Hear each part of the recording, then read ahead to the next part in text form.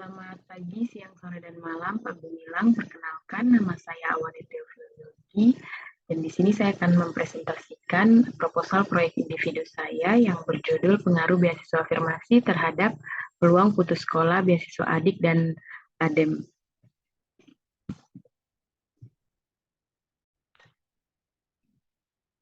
Nah, terdapat outline dari presentasi ini, saya bagi ke dalam 5 bagian, yakni introduction, literatur gap, metodologi, dan research question, dan data.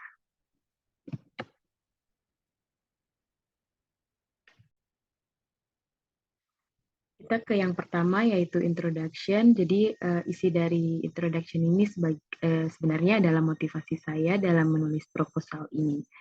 Jadi di sini saya mengambil dua hal besar yang menurut saya menjadi motivasi saya untuk menulis proposal tentang beasiswa ini. Yang pertama yaitu penulis atau saya sendiri merupakan penerima program afirmasi ADEM hingga adik. Jadi untuk afirmasi yang ADEM ini di tingkat SMA dan SMK, kemudian adik ini adalah program afirmasi di tingkat perguruan tinggi. Nah, kemudian yang kedua adalah urgensi permasalahan pendidikan di Papua. Jadi permasalahan pada pendidikan ini merupakan salah satu penghambat meningkatnya kesejahteraan nasional dan pengentasan kemiskinan.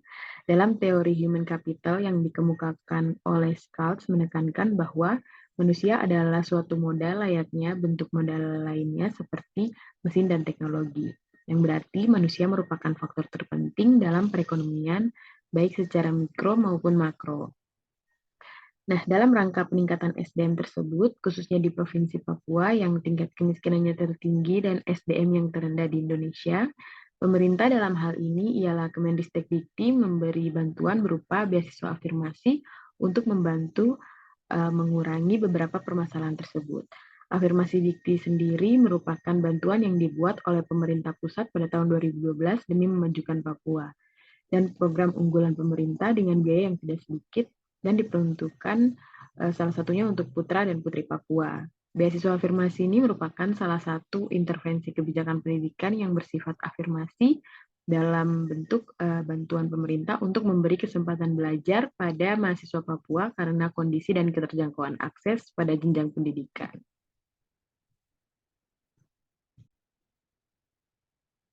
Kemudian kesenjangan literatur. Nah, untuk kesenjangan literatur ini saya bagi ke dalam dua bagian, yakni afirmasi dan juga dropout. Nah, jadi studi yang dilakukan sebelumnya terkait beasiswa afirmasi ini hanya ditemukan dalam skala yang kecil. Bahkan belum ada evaluasi program terkait output yang dihasilkan, dalam hal ini SDM dari program afirmasi yang sudah lulus dan bekerja di Papua maupun di luar Papua secara resmi dari Kemendikbudristek.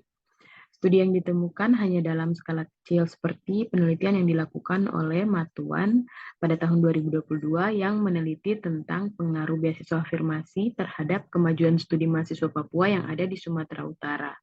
Nah, kemudian terdapat juga penelitian lain yang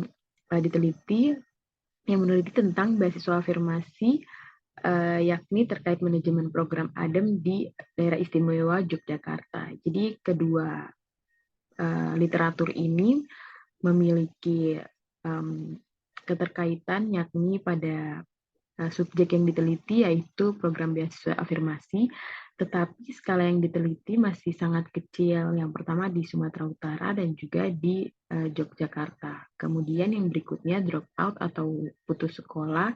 Nah, untuk variabel dropout ini saya menemukan literatur yang diteliti oleh Karisma pada tahun 2013 yang menganalisis dampak bantuan dana BOS terhadap tingkat putus sekolah di Indonesia.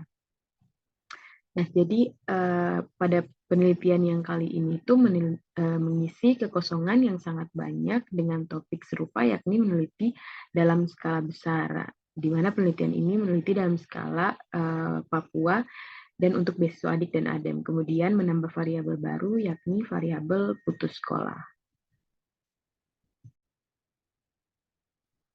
Kemudian pertanyaan penelitian. Jadi pertanyaan utama dari penelitian ini yaitu apakah program beasiswa afirmasi ini berdampak secara signifikan bagi menurunnya peluang anak putus sekolah di Papua?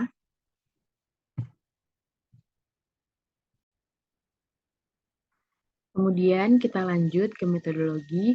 Jadi untuk mengevaluasi dampak program beasiswa afirmasi ini dilakukan estimasi menggunakan metode difference in difference dengan spesifikasi regresi sebagai berikut. YIJT sama dengan A0 plus beta 1 AVI IJ plus GTT plus DAVI IJ dikali T plus X aksen IJT plus UIJT. Nah, di mana YIJT adalah variabel yang menggambarkan jumlah putus sekolah individu I dalam rumah tangga J pada tahun T, di mana individu ini merujuk pada siswa yang putus sekolah usia 12 sampai 15 tahun atau usia SMP dan 15 sampai 17 tahun atau usia SMA. Nah, AVI adalah variabel dummy, yaitu satu sama dengan individu I dalam rumah tangga J yang menerima program afirmasi pada tahun T dan bernilai 0 jika sebaliknya. Sementara itu, T adalah dummy variabel pada periode di mana 1 sama dengan tahun 2022 dan 0 sama dengan 2011. Selanjutnya, X aksen IJT berturut-turut adalah variabel-variabel karakteristik rumah tangga dan individu, sedangkan UIJT ialah error term.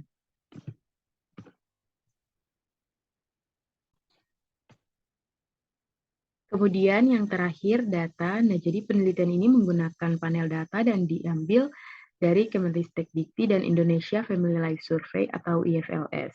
Data yang diambil dari Kemenristek Dikti merupakan data pengumuman hasil ADIK dan ADEM di tahun 2022 yang mencakup data ADEM secara keseluruhan dan ADIK secara keseluruhan, baik itu di Papua atau di luar Papua. Sedangkan data IFLS yang diambil ialah data dari IFLS gelombang 3 dan IFLS gelombang 4 tahun 2011 dan 2022 untuk menangkap periode sebelum dan sesudah diberlakukan program afirmasi pada tahun 2012.